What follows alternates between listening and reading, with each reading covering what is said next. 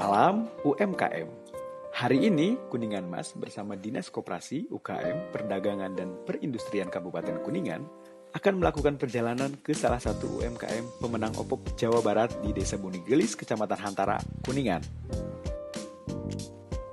Kami melakukan perjalanan bersama untuk melihat, belajar, dan sharing bersama kepada usaha pesantren yang akan dikunjungi, Pesantren Al-Furqon Hantara. Perjalanan yang kami tempuh memang cukup panjang dan harus banyak bersabar. Karena selain jauh, kontur tanah yang naik turun dan berkelok harus dirasakan sepanjang perjalanan. Tapi tentu, itu sebanding dengan pengalaman dan inspirasi yang akan kami dapatkan dari usaha yang mengandalkan limbah kayu sebagai bahan utamanya. Selamat datang di famili cuka kayu pupuk dan pestisida organik Pondok Pesantren Al-Furqon Hantara. Kedatangan kami disambut hangat Ketua Bidang Usaha Pondok Haji Ero Laswara STMM ditemani dengan yang lainnya. Mulai dari sini, Haji Ero akan bercerita banyak tentang usahanya. Mari kita simak. Jadi produk UKM ini pemirsa kemarin baru saja mendapatkan juara tingkat Jawa Barat ya Pak ya? Tingkat Provinsi Jawa Barat ya? Iya, tingkat Jawa Barat. Kemarin bisa dilihat itunya dokumentasinya ada penyerahan langsung oleh Bapak Gubernur ya. Dengan hadiah 400 juta ya Pak ya? Ya. Produknya ini apa ya? Ya. Cuka kayu. Ini udah jadi POC Ya. Jadi bukan cuka kayu murni, ada juga ini yang cuka kayu murni. Oh itu? Kami menghasilkan dua ya untuk dua dijual, produk. Ya, ini murni. Kalau ini udah jadi POC, udah dikasih pupuk organik cair. Ini yang murni ya Pak ya? Murni, itu murni. Cuka kayu murni dan ini udah ada campuran pupuk organiknya. Pupuk organik ya. Ini produk cuka ini 100% kayu. organik. Ini 100%. Iya. Ada grade 1, grade 2, ada grade 3. Nah, kalau grade 1 itu fungsinya untuk pengawet kayu, Ya. anti rayap, yang disebut tar. Tuh. Mau dia mah kayak solar dulu mah gitunya. Iya, di betul. di Iya, koas jadi gitu. kayak oli gitu kan, hitam. Nah, ini kalau untuk tanaman, untuk pupuk, untuk pH tanah, ini grade 2 yang dibuat produk ini. Kalau grade 1 itu untuk pengawet makanan. Kita produksi semua grade 1 dan 2-nya, Pak. Grade 1-nya belum, karena kita pasarnya ini belum ini ya, belum tahu. Cuma ini yang udah tuh untuk grade 3 pengawet bahan-bahan bangunan kayu gitu. Iya. Sama ini untuk pupuk grade 2. Oh gitu. Iya. Oh cuka teh kayak gitu pemirsa. Bisa di zoom nih. Asam. Asam. Ya, asam kandung zat asam. Iya. Kita temu bisnis di Bandung itu, kita itu ditawarin kontrak oleh kan banyak ini ya pengusaha investor gitu. Iya. Jadi permintaan barang dari kita itu kalau dihitung 1,864 malah 1.864 juta satu bulan. Luar biasa. Cuma kondisi kita belum memungkinkan. Iya. Jadi kita baru ngambil berarti yang 20 juta ya untuk pupuk. Terus yang 1 ton itu untuk briket. Ya, briket arang. Itu contohnya ada briket arang. Jadi ini hasil dari limbah. Jadi produksi ini itu, juga. Ya, kan menjadi arang seperti ini. Ya. Nah, nanti ini dibuat tepung. Kita kasih perekat, kita press ini. Jadinya seperti ini. Ya, ini briket arang namanya. Arang. Ya, Jadi ini awalnya dari limbah pembakaran ini. Ini dari hasil pengolahan itu ya, Ya. yang menghasilkan ini, Ya. menghasilkan arang dan ternyata bisa dimanfaatkan juga. Sudah mah awalnya dari limbah menghasilkan cuka kayu dan briket ini. Bagaimana awal proses pengolahannya? Kita pertama karena ini udah proses ya, jadi sedikit panas. Nah, ini awalnya kita masukkan limbah kayu. Itu bisa kayu, bisa tempurung kelapa, bisa ini apa, serutan kayu. kita masukkan. Ya. Nah, udah penuh, kita starter dari sini. Jadi dibakar dari bawah. Ini ada untuk starter pembakaran awal. Oh iya itu. Ya. Nah, nanti udah nyala, udah keluar asap. Nah, kita tutup. Ini juga ditutup. Nanti yang keluar cuka sama asap. Itu prosesnya. Nah, asapnya ke sini di Ya, luarnya. ini ngalir ke sini. Terus asap ke sini. Ya, ini di pendinginan di sini. Oh, ini pendinginan, ini dalamnya air ini. Pendinginan. Karena kalau tidak didinginkan, ini yang keluar asap semua. Oh, itu asap itu ya. Nah, karena didinginkan, ini ada kondensasi. Jadi sebagian jadi cairan yang namanya cuka kayu ini. Ini berarti ya. Iya. Oh, Itu tetesan-tetesan itu tetes sedikit-sedikit sebetulnya ya. asap yang terkondensasi jadi cuka kayu gitu. Oke, iya itu. Jadi cuka kayu grade berapa ini Teh Pak? Grade 2. Grade 2 ya? Iya. Grade 2 yang tadi itu ya, Iya. yang ini juga kan? Kalau ini udah diolah ini ya. grade 2 cuma udah dikasih Pupuk organik pupuk ya. organik ya. Berarti ini 1 2 3 sama ya? Sama, prosesnya sama. Kayak gini ya? Iya. Sederhana padahal ya Pak ya. Sederhana. Kalau sampai ini Pak, sampai jadi briketnya gimana? Kalau Pak? jadi briket itu kan kalau bahan bakunya kayu atau tempurung kelapa kan nanti kita limbahnya itu dari sisa pirolisis ini kan jadi arang. Ya. Nah, arang itu kita bentuk jadi tepung. Pakai mesin ada di dalam mesinnya. Tepung kita mixer sama perkat. Nah, nanti kita cetak.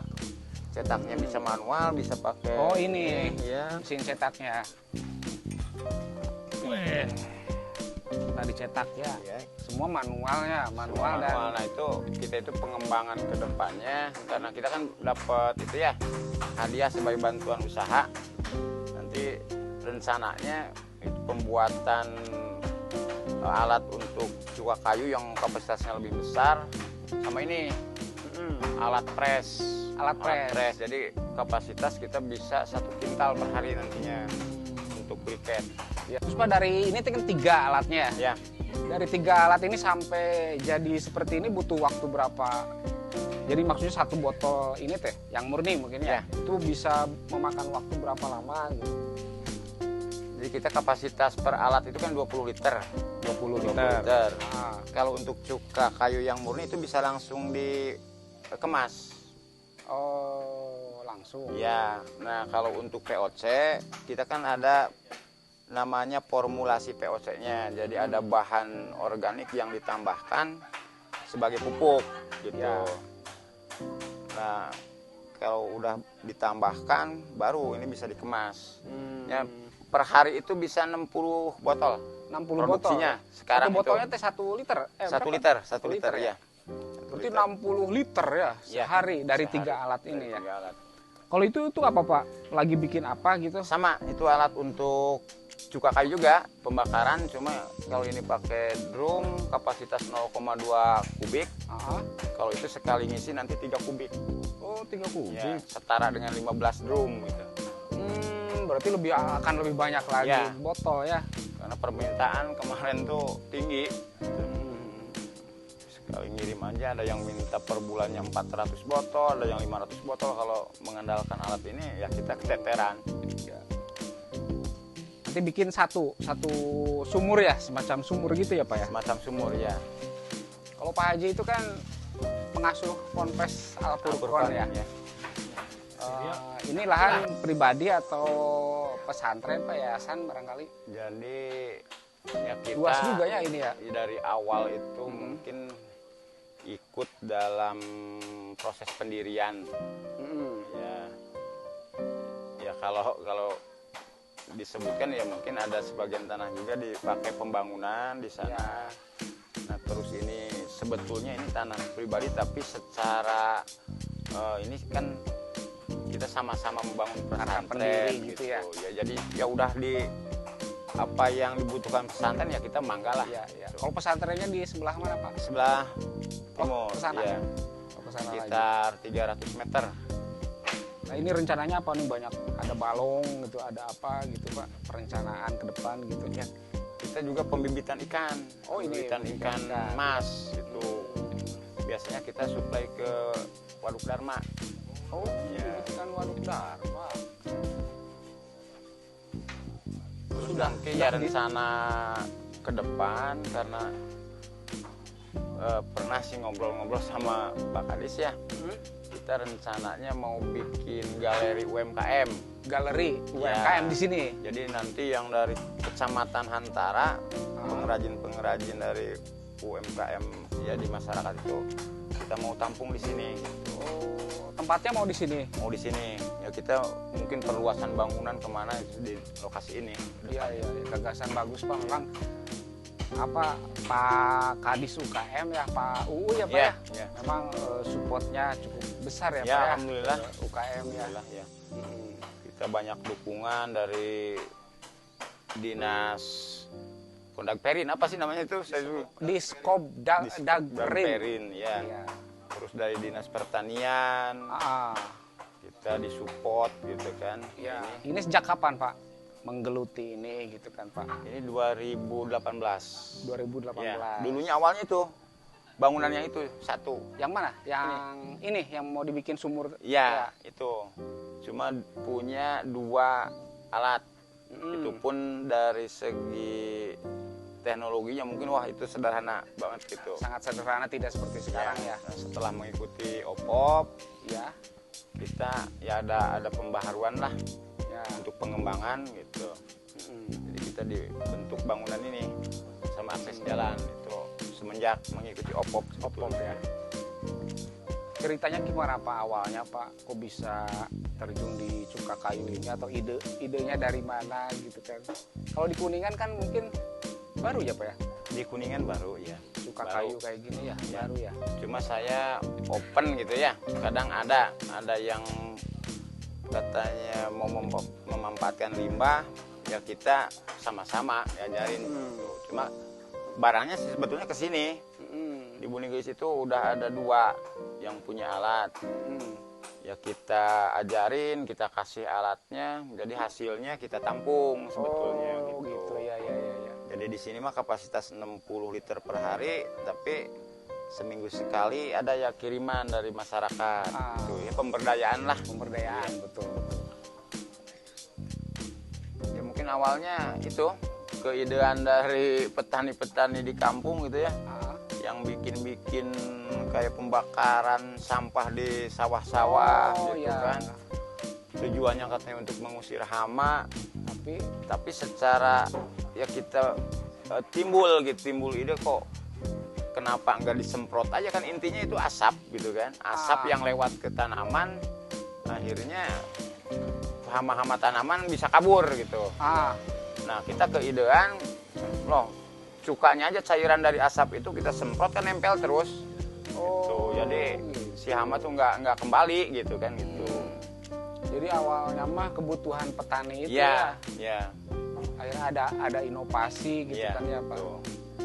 Kebetulan juga di sini mungkin banyak panglong juga ya Pak ya yang ini tuh radius 5 kilo ya, kalau di sini pusat mungkin kita muter 5 kilo itu ada 6 panglong.